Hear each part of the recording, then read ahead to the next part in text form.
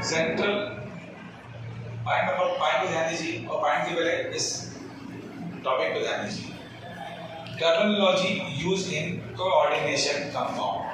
Terminology use in coordination compound. उपसर्ग संयोजी यौगिकों में प्रयुक्त पद या पदार्थ शब्दावली, उसमें जो शब्द लगते हैं ये उसी तरह से है, एग्जैक्टली उस तरह से है जैसे कि हमारे पास कोई साइकिल आई है और हमें बोला जाए इसे खोल दो। उस साइकिल को हम तभी खोल पाएंगे जब हमारे पास उसको छोटे से बड़ा, बड़े से छोटा सब प्रकार के औजार होंगे तो पूरी साइकिल खोल के रख सकते हैं। एग्जैक्टली अगर हमने ये टॉपिक पे ध्यान दिया, इन पॉइंटों पर ध्यान दिया तो ये पूरा पॉइंट भी यही चलते हैं, पूरे कोऑर्डिनेशन कॉम्प्लेक्स में यही चलता है। आया समझ? सबसे पहले बात करेंगे सेंट, एक शब्द ध्यान रखें, इनको कल लिखाऊंगा, इनको डिस्क्राइब करके लिखाऊंगा, फिर आज समझना इसको। Central metal atom or ion. देखो कोऑर्डिनेशन कंपाउंड, ध्यान से मेरी बात सुनना। कल भी बताया था मैंने, जब एटम और एटम आपस में मिल जाते हैं मॉलिक्यूल बनाते हैं। मॉलिक्यूल और मॉलिक्यूल जब आपस में कंपाउंड बनाएंगे। और मॉलिक्यूलर कंपाउंड दो प्रकार का होता है, एक होता है डबल सॉल्ट, एक होता है कोऑर्डिनेशन कंपाउंड। डबल सॉल्ट को पानी में डालते हैं, अपने अपने आयन से टूट जाता है, अपनी आइडेंटिटी शो करता है कि मैं ये हूँ। और कोऑर्डिनेशन कंपाउंड अपनी आइडेंटिटी शो नहीं करते हैं। एक सबसे अच्छा एग्जांपल का मैं आपको नाम देता हूँ कोऑर्डिनेशन कंपाउंड का, वो है हीमोग्लोबिन। दूसरा है क्लोरोफिल, जो बायोलॉजी के बच्चे जानते हैं, हीमोग्लोबिन और क्लोरोफिल। हीमोग्लोबिन क्या होता है? हमारे ब्लड के अंदर आरबीसी होती है, आरबीसी के अंदर एक कंपाउंड होता है, it is called haemoglobin, formula HB। तो HB क्या है? वो हीमोग्लोबिन कहाँ पर होता है? आरबीसी के अंदर होता है। ये एक बहुत बड़ा कंपाउंड होता है क्योंकि ये कई प्रकार के कंपाउंड से मिलकर बना होता है। It is a coordinate compound, बहुत बड़ा कंपाउंड है। क्लोरोफिल, पत्तियों के ऊपर जो हरा हरा पिगमेंट होता है क्लोरोफिल, उसी से क्या बनता है? ग्लूकोज बनता है। In the presence of sunlight, CO2 और वाटर क्या बनाती है? लीफ क्या बनाती है? ग्लूकोज बनाती है। तो क्लोरोफिल क्या है? कोऑर्डिनेट कंपाउंड है। ऐसे बड़े बड़े कंपाउंड जो होते हैं उसे को हम क्या बोलते हैं? Coordination compound. बहुत ध्यान से मेरी बात सुनना। अब आप इमेजिन करें, मैं उसको क्या हमारे से एक बहुत बड़े एक कोऑर्डिनेशन कंपाउंड का इमेजिन, एक दिमाग में थोड़ा सा कोऑर्डिनेशन कंपाउंड आप इमेजिन करें। पहले पॉइंट पे ध्यान देना, पहला है सेंट्रल मेटल आयन। कोई भी ये मान लेते ये हमारा बहुत बड़ा क्या है? कोऑर्डिनेशन कंपाउंड है। इसके बीच सेंटर यहाँ सेंट्रल मेटल आयन कहाँ मिलेगी? सेंटर। हमको सेंट्रल मेटल आयन मिलेगी बीच सेंटर, ठीक है? कहाँ पर मिलेगी भाई? बीच सेंटर। तो मैं यहाँ ले सकता हूँ M, ले सकता हूँ यहाँ।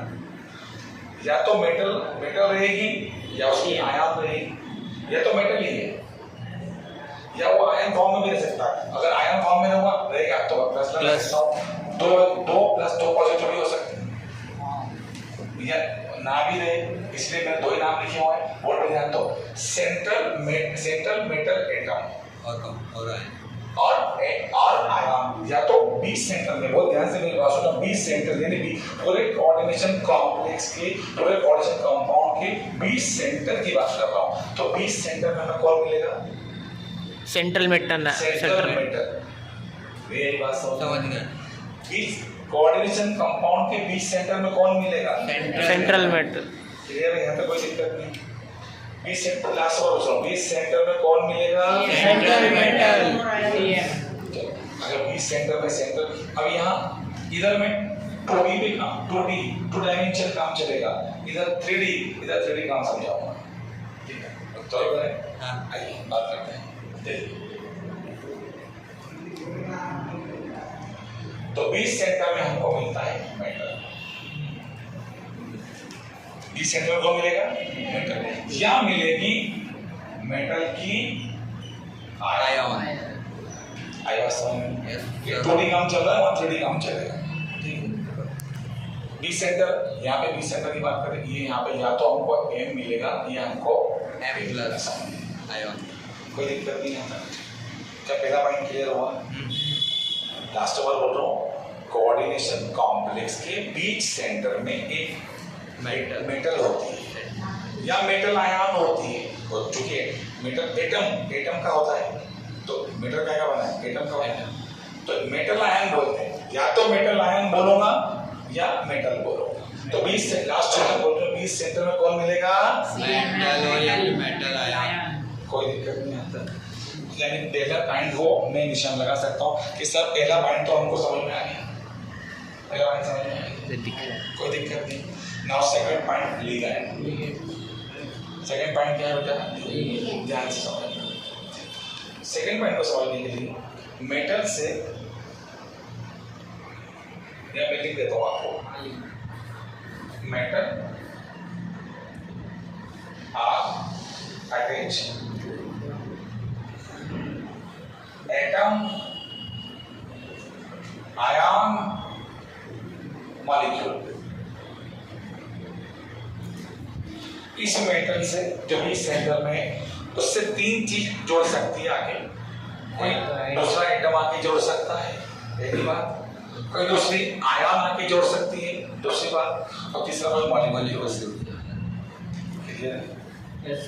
तो एटम, आयन और मॉलिक्यूल कुछ भी हो सकता है, उसी को हम क्या बोलते हैं, लिगैंड। उसी को क्या बोलते हैं, एंटर वाले के साथ जुड़ेगा। कोई तो बोला मैं एम के साथ जोड़ेगा, कैसे जोड़ेगा ये बात करते हैं, पहले इसकी बात करते हैं। ये लाइन समझ में आई, metal or attach atom ion molecule. और हमारे साथ साथ एटम आयन मॉलिक्यूल। तीनों बात समझ में आ गई, ठीक है। और तीनों बात समझ में आ गई, आइए आगे की बात चालू करते हैं।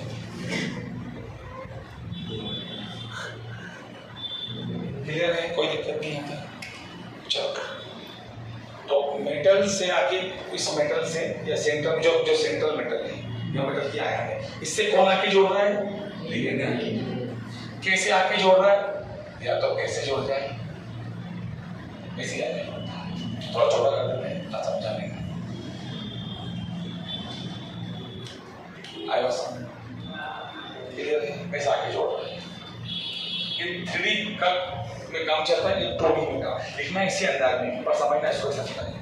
इधर से आगे जोड़ सकता है, इधर से आगे, इधर से आगे, इधर से आगे। ये कौन है, लिगैंड। क्या बोलेंगे इसको, लिगैंड। लिगैंड है तो क्या एल लगा सकता हूँ, एल लगा सकता हूँ। हर चीज को, मैं हर वर्ड को कंसेप्शन पढ़ाऊंगा आपको। तो लिगैंड है तो क्या लिखूंगा मैं, एल। ठीक है, क्यों लगाए लिगैंड। मेटल हमेशा इलेक्ट्रोपॉजिटिव नेचर की होती है, उसको इलेक्ट्रॉन की चाहत होती है, और इलेक्ट्रॉन की चाहत होती है जब तो उसके पास लिगैंड आते हैं। लिगैंड के पास हमेशा ध्यान रखिएगा, आज के बाद लिगैंड के पास क्या रहेगा, 2 इलेक्ट्रॉन, और 2 इलेक्ट्रॉन को हम क्या बोलते हैं, लोन पेयर। तो इसके पास लोन पेयर है, इसके पास लोन पेयर है, इसके पास लोन पेयर है, और इसके पास लोन पेयर। यानी सीधी सी बात है, ये लोन पेयर किसको देते हैं, इलेक्ट्रॉन किसको दे रहे हैं, सेंट्रल एटम मेटल या आयन को, जो इससे लिगैंड जुड़े हुए होते हैं, वो सेंट्रल मेटल को क्या देते हैं, इलेक्ट्रॉन देते हैं। क्या बोलते हैं उनको, लिगैंड। थोड़ा सा यहाँ पे 11 का बताता हूँ तो आपको समझ में आ जाएगा। जैसे कि मान लेते हैं ये सोडियम है, इसमें फ्री इलेक्ट्रॉन कितने होते हैं, 1 होता है। ये Cl है, इसमें कितने फ्री इलेक्ट्रॉन होते हैं, 7 इलेक्ट्रॉन फ्री होते हैं। ठीक है, इसको 1 इलेक्ट्रॉन इसने इसको दान कर दिया, तो क्या बन जाएगा बताओ, NH3 बन जाएगा, Na पॉजिटिव नेगेटिव। अच्छा, कौन सा बॉन्ड बना है, आयोनिक बॉन्ड बना है। क्या नाम है बॉन्ड का, आयोनिक बॉन्ड। आयोनिक बॉन्ड, ठीक है, तो क्या हमारा आयोनिक बॉन्ड। एक बॉन्ड होता है जो हाइड्रोजन देती है, इसमें 1 इलेक्ट्रॉन फ्री देता है, ये Cl के संपर्क में आता है, तो Cl के पास कितने फ्री है, एक फ्री। Cl के पास वही फ्री। ये बोलता है यार मैं तो इलेक्ट्रॉन दान तो नहीं करूंगा, हाँ तो मतलब शेयरिंग कर। तो क्या बन जाएगा, कोवैलेंट बॉन्ड। क्या बन जाएगा, HCl बन जाएगा। HCl बन गया तो कौन सा बॉन्ड बनेगा, आयनिक है। नहीं, कोवैलेंट है, सॉरी, अभी कोवैलेंट बनेगा। हां सही बोला था मैं, शेयरिंग होना इलेक्ट्रॉन, तो कौन सा बॉन्ड बनेगा, कोवैलेंट। तो यहाँ पर बना हमारा कोवैलेंट बॉन्ड। ये बॉन्ड हम जानते हैं। आज एक नया बॉन्ड मान लेते हैं ए है और इसके पास में कोई बी आता है जिसके पास 2 इलेक्ट्रॉन है, कितने हुआ? ए है, इसके पास बी आता है, बी अमीर है, ए थोड़ा गरीब है बेचारा, बी के पास इलेक्ट्रॉन है, ए को इलेक्ट्रॉन की चाहत है। अब ए को इलेक्ट्रॉन की चाहत है तो बी ने क्या करा, ए को इलेक्ट्रॉन दान कर दी, दोनों के दोनों दान कर रहे हैं। बी ने ए को दोनों के दोनों इलेक्ट्रॉन दान कर दिए। जब दोनों इलेक्ट्रॉन दान कर दिए, इस समय जो बॉन्ड बनेगा इट इज कोऑर्डिनेट बॉन्ड। तो कोऑर्डिनेट बॉन्ड मतलब क्या हो रहा है बेटा, मेरे पास समझ आ रही है? Partial sharing of electron, electron एक साथ दान कर रहे हैं, partial sharing of electron, 2 electron एक साथ दिए। तो कौन सा बॉन्ड बना है? कोऑर्डिनेट। अब इसको लिखते कैसे हैं बेटा, देखो मेरी बात सुनो। इसको एरो का मतलब होता है इसने इसको इलेक्ट्रॉन दिए हैं, जिसकी तरफ एरो दिए। यहाँ पर इसको ऐसा लगा सकते हैं, एरो ऐसा लगा सकते हैं, क्योंकि इलेक्ट्रॉन दिए जा रहे हैं, इलेक्ट्रॉन दिए जा रहे हैं, इलेक्ट्रॉन दिए जा रहे हैं, इलेक्ट्रॉन दिए जा रहे हैं। अब चूंकि इलेक्ट्रॉन दिए जा रहे हैं तो मैं यहाँ पे इस एरो कैसा बनाऊंगा, कैसा बनाऊंगा, क्लियर है? आई वाज क्या बोलते हैं इसको, लिगेंड। आने वाले समय बताऊंगा। मोनोडेंटेड लिगेंड यानी एक ही लिगेंड होता है। बायोडेंटेड मतलब 2 तरह के अलग 2 होते हैं। पॉलीडेंटेड बहुत सारे होते हैं। टेट्राडेंटेड 4 होते हैं। हेक्साडेंटेड 6 होते हैं। ट्राइडेंटेड 3 होता है। बाइडेंटेड 2 होते हैं। टेट्राडेंटेड 4, हेक्साडेंटेड 6 हो जाते हैं और ऑक्टा। तो ये तो हमने लिगेंड यहाँ लिख दी है। अब सवाल ये उठता है कि यहाँ पर लिगेंड को कैसे लिखूंगा बेटा? तो बेटा यहाँ पर लिगेंड को ध्यान रखना, लेफ्ट साइड के अंदर, वो ध्यान से मेरी बात सुनो, लेफ्ट साइड के अंदर एक ब्रैकेट बनेगा। कहाँ पर ब्रैकेट बनेगा ना? लेफ्ट साइड में एक ब्रैकेट बनेगा। इधर की ओर बनेगा, ध्यान रखना। और इसमें दिखाएंगे हम एक यानी लिगेंड, इसको वहीं कर देंगे। अच्छा, उसमें तुम्हें कितने लिगेंड दिख रहे हैं? 4 लिगेंड दिख रहे हैं। तो यहाँ 4 लगा सकता हूँ, कोई दिक्कत नहीं। तो लिगेंड, चलो पैसे चलते हैं, स्टार्टिंग चलते हैं। पहला पॉइंट क्या है? Central metal atom. ये बीच में होता है, इसके चारों तरफ कौन लगे होते हैं? लिगेंड लगे होते हैं। लिगेंड के पास क्या होता है? लोन पेयर होती है, और ये लोन पेयर किसको सप्लाई करते हैं? सेंट्रल मेटल को सप्लाई करते हैं। ठीक है, अगर इसको कहाँ लिखते हैं? इसको हम लेफ्ट में ब्रैकेट बना के लिखते हैं। जो भी लिगेंड होगा उसको हम ब्रैकेट बना के लिखेंगे, और जितने लिगेंड है नंबर ऑफ एटम को बाहर लिख देंगे। एरो कहाँ बनेगा? यहाँ पे एरो कहाँ बनेगा बेटा? जिसकी तरफ इलेक्ट्रॉन जाएंगे, मेटल की तरफ बनेगा। तो एरो कहाँ बनेगा बेटा? बताओ। जिसकी तरफ इलेक्ट्रॉन जाएंगे, मेटल की तरफ, सेंट्रल मेटल की तरफ क्या बनेगा? एरो बनेगा। कोई दिक्कत वाली बात? क्या मुझे लगा शायद सेकंड पॉइंट क्लियर है? आ जाओ थर्ड पॉइंट पे आ जाओ। Coordination style, coordination style. देखो यहाँ पे क्या हो रहा है, इसको ये एक ब्रैकेट में डाल के रखते हैं। क्या में डाल के रखते हैं? ब्रैकेट। इसी को बोलते हैं कोऑर्डिनेशन स्टाइल। यहाँ पर ब्रैकेट कैसा लगेगा, अब ये बात कर लेते हैं। यहाँ पर ब्रैकेट लगेगा बेटा ऐसा, ये ब्रैकेट लगा दिया, क्लियर है? मेरे पास समझ आ रही है नहीं? हाँ सर, आ रही है। तो ब्रैकेट का नाम क्या हो गया? कोऑर्डिनेशन। इसको क्या बोलते हैं? Central metal ion, ligand, ligand कौन सा बॉन्ड बना रहे हैं? कोऑर्डिनेट। कोऑर्डिनेट बॉन्ड बना रहे हैं। लिगेंड एरो यहाँ पर यानी इलेक्ट्रॉन कहाँ सप्लाई हो रहे हैं? सेंट्रल मेटल की तरफ। इसकी बात हमने स्केल लगा दिया, कोऑर्डिनेशन 0.110% इतना सा भी दिक्कत नहीं। यानी चौथा पॉइंट की बात कर लेते हैं। Net charge on the counter ion. ध्यान रखना हमेशा, काउंटर आयन जो होती है वो ब्रैकेट के बाहर राइट साइड में दो बार बनूंगा। काउंटर आयन ब्रैकेट के बाहर राइट साइड में लिखी जाती है। काउंटर आयन ब्रैकेट के बाहर राइट साइड में लिखी जाती है। जो चार्ज को स्टेबल करता है, जो चार्ज को न्यूट्रल करता है, काउंटर आयन। काउंटर आयन वही ना जो चार्ज को न्यूट्रल करता है। अभी चार्ज की बात नहीं कर, तो काउंटर आयन लगा दिया हमने, काउंटर की जगह सी लिख दी, काउंटर आयन की जगह सी लिख दी। अभी सुन लो बेटा, सब हो जाएगा। यानी यहाँ पे सी लगा सकता हूँ, क्लियर है? हाँ, एक बार फिर से रिवाइज कर रहा हूँ। बी सेंटर में कौन होता है? Central metal ion. उससे कौन जुड़े होते हैं? लिगेंड्स। कौन सा बॉन्ड बनाते हैं? कोऑर्डिनेट इलेक्ट्रॉन किसकी तरफ किसकी तरफ जा रहा है? मेटल एटम की तरफ बीच में इनको हमने ब्रैकेट में पेंट कर दिया, it's called coordination sphere coordination sphere के बाद राइट साइड में होता है काउंटर। ऐसा होता है सर, ये काउंटर आयन क्या होते हैं? देखो बेटा, ऐसा आयोनाइजेबल ग्रुप, ऐसा पदार्थ ऐसा पदार्थ जिसको जल में डालने पर वो उसका आयनाइजेशन हो जाता हो, ऐसे पदार्थ ionisable group which is ionized into the water, पानी में डालने पर उसका क्या हो जाता है? आयनन हो जाता है। तो उसको हम क्या बोलेंगे? Counter ion. It is ionisable group, जिसको जो क्या हो सकता है? आयोनाइज हो सकता है। समझ में आया? क्लियर है? चौथा पॉइंट पर राइट लगा दो, हो गया। अब चार्ज नंबर क्लियर। पूरे कॉम्प्लेक्स के ऊपर जितना भी चार्ज होता है, वो ध्यान से सुनिएगा। पूरे कॉम्प्लेक्स के ऊपर जितना चार्ज होता है, मान लेते हैं यहाँ पे +2 है, तो यहाँ पे क्या देखो हमें +2। चार्ज नंबर हमेशा ब्रैकेट के बाहर ऊपर लेफ्ट में पावर में ऊपर की तरफ, लेफ्ट में ऊपर की तरफ। तो सुनो एक बार, चार्ज नंबर लेफ्ट में लिखूंगा ऊपर की तरफ। सर ये सेंटर मेटल के लेफ्ट राइट देखते हैं क्या? अपने हिसाब से तो ये राइट होगा, ये इधर वाला राइट होगा, इधर वाला लेफ्ट होगा, उसके हिसाब से देखते हैं। क्लियर है? तो ब्रैकेट के बाहर लेफ्ट में, ब्रैकेट के बाहर इधर मत लगाना चार्ज, चार्ज यहाँ नहीं लगेगा। चार्ज नंबर कहाँ आएगा बेटा? यहाँ पर आएगा। एक बार फिर बोल रहा हूँ, चार्ज नंबर कहाँ आएगा? यहाँ पर आएगा। फिर से स्टार्टिंग से कर रहा हूँ। बीच सेंटर में कौन है? ये आपको ये रट जाए। सेंट्रल मेटल से कौन जुड़ा हुआ है? लिगेंड्स लिगेंड के पास क्या होता है? इलेक्ट्रॉन्स इलेक्ट्रॉन होते हैं, लोन पेयर होती है, जो किसको सप्लाई करते हैं? सेंट्रल मेटल कौन सा बॉन्ड बनाते हैं? कोऑर्डिनेट उसको स्फीयर में रख देते हैं, इसको क्या बोलते हैं? Coordination sphere. क्लियर है? यहाँ तक कोई दिक्कत नहीं। उसके राइट में लिखते हैं काउंटर आयन, उसके लेफ्ट में लिखते हैं लेफ्ट में। क्लियर है? प्लस में हो तो प्लस में, माइनस में हो तो माइनस।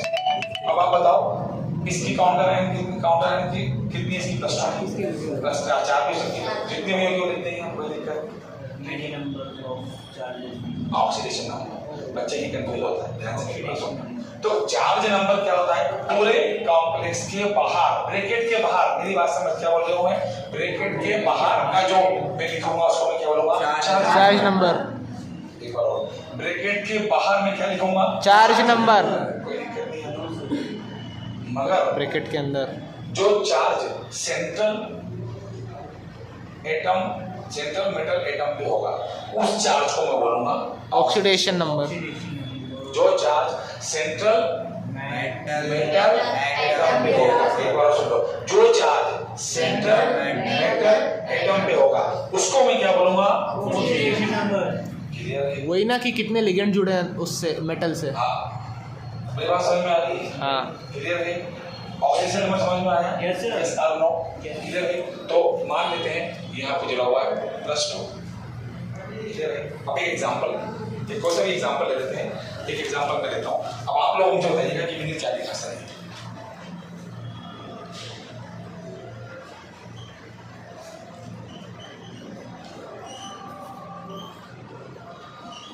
ऐसे ही मैंने एग्जांपल लिखा है, आपको समझ में? अभी कुछ नाम तो आपको जैसे बाद में सिखाऊंगा, पहले बेसिक चीज समझिए ना। चलो, जिसको उंगली रखूंगा मुझे बताना सबसे पहले। इसको क्या बोलूंगा? Central metal ion. Central metal या सेंट्रल मेटल आयन। कोई दिक्कत नहीं, पक्का 100%। अब क्या बोलूंगा इसको? सेंट्रल मेटल एकदम आयन। ठीक है? सेंट्रल मेटल ये बोलेगा, क्या बोलूंगा? Central metal ion. कोई दिक्कत वाली बात नहीं है। चलो, ब्रैकेट में क्या रहेंगे? साइनाइड। लिगेंड है पक्का? कितने लिगेंड जुड़ा हुआ है इससे? 6।